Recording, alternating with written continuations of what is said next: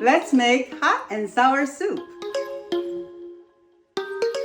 All ingredients and measurements are in the description box. Soak the Woodear in a big bowl for 20 minutes. Cut the pork into thin strips.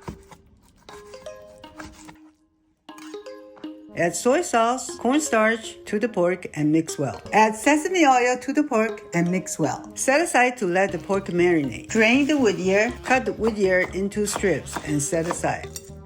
Cut the bamboo shoots into strips and set aside. Cut the tofu into thin strips and set aside. Heat 2 tablespoons of oil over medium-high heat. Stir fry the pork strip until almost fully cooked. Remove from the pot. Add the Woodear, bamboo shoots, soy sauce into the pot. Stir fry for 20 seconds. Then add tofu, chicken broth, and water to the pot. Heat until boiling, then boil for 3 minutes. Make a half cup of cornstarch slurry and add it to the pot. When it boils again, beat the eggs and add them to the pot. Add the pork strips into the pot. Heat until boiling. Add vinegar, sesame oil, white pepper to the pot. Add green onions, cilantro, and chili oil to taste. Done!